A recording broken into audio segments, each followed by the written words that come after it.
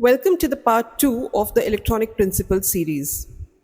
Today's topic is Thevenin's and Norton's theorem. Now we will first start with the Thevenin's theorem. Consider a circuit which contains a complicated network of DC sources as well as linear resistances connected across a load resistance RL. So this box portion is the complicated portion of the network. The Thevenin's theorem states that this complicated circuit here can be replaced by an equivalent circuit where this box can be replaced by a voltage source having voltage VTH and a linear resistance having resistance RTH. VTH refers to the Thevenin's voltage and RTH refers to the Thevenin's resistance.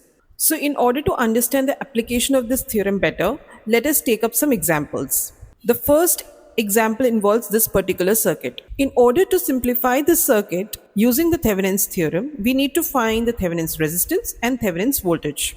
Before doing that, let's first identify the load resistance.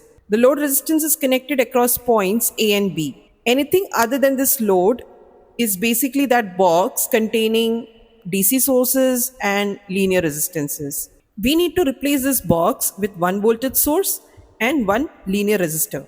Step 1 involves ascertaining the Thevenin's voltage, for which we will open the load resistance, that is, remove the load resistance across points A and B.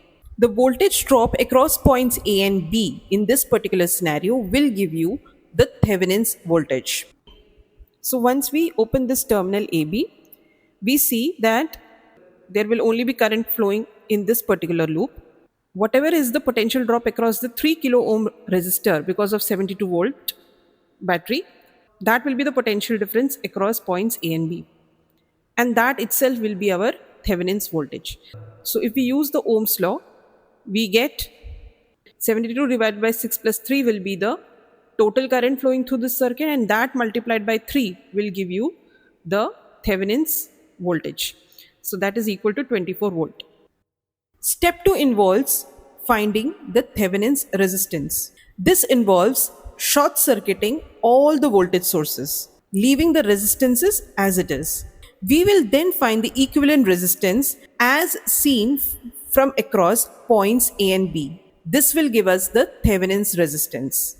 In this particular case, as seen from points A and B, the 6 kilo ohm and the 3 kilo ohm resistances are in parallel. So that gives a net resistance of 2 kilo ohms. The 2 kilo ohms is then in series with the 4 kilo ohm resistance. So the equivalent resistance becomes 6 kilo ohms. Hence the Thevenin's equivalent circuit for this particular case is this, where VTH is equal to 24 volts and RTH is equal to 6 kilo ohms. Let us take up another example.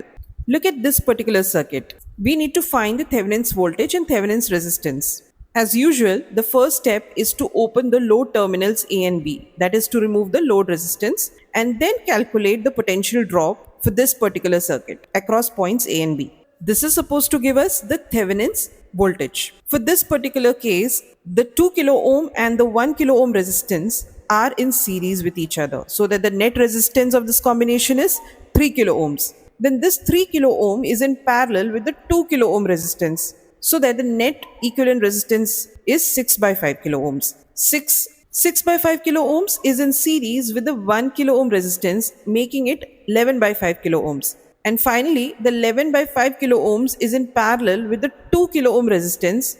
And if we calculate the parallel combination, we get the overall resistance to be 22 by 21 kilo ohms. Now, if you use the Ohm's law, we get the voltage drop across C and D to be 99 by 4 volts. So just as we calculated VCD, which is the voltage drop across points C and D, we can also calculate VEF and VGH. VGH is equal to the Thevenin's voltage. After all the calculations, this turns out to be 9 volts. Step 2 involves calculation of Thevenin's resistance, and that will involve short circuiting all the voltage sources. Then the circuit diagram will look like this. Now, sitting at the terminals A and B, we will look back into the circuit. What is the equivalent resistance? Both these 2 kilo ohm resistances are in parallel with each other, so that the equivalent resistance is 1 kilo ohm. This 1 kilo ohm is in series with the 1 kilo ohm resistance here, making it 2 kilo ohms. This pattern continues for quite some time. And finally, we get the equivalent resistance to be 1500 ohms, which is 1.5 kilo ohms. Therefore, the equivalent circuit will look something like this, where VTH is 9 volt and RTH is 1.5 kilo ohms. Next, we will talk about the Norton's theorem.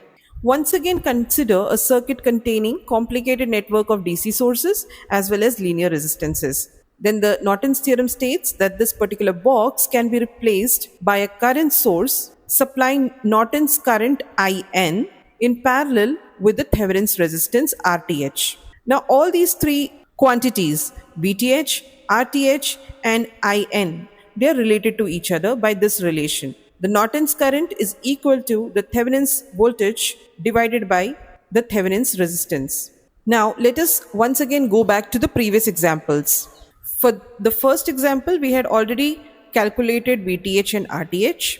So if we now calculate the Norton's current by using this formula, the Norton's current turns out to be VTH by RTH, which is equal to 24 volts divided by 6 kilo ohms and is equal to 4 milliamperes. Therefore, the Norton's equivalent circuit will look something like this. In the second example, the circuit looked something like this, which we had simplified using the Thevenin's theorem.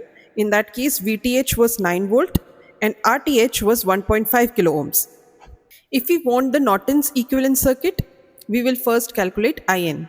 So IN is equal to VTH divided by RTH, which turns out to be 9 volt divided by 1.5 kilo ohms. This gives us IN is equal to 6 milliamperes. Therefore, the Norton's equivalent circuit will look something like this. So all these three circuits are actually equivalent.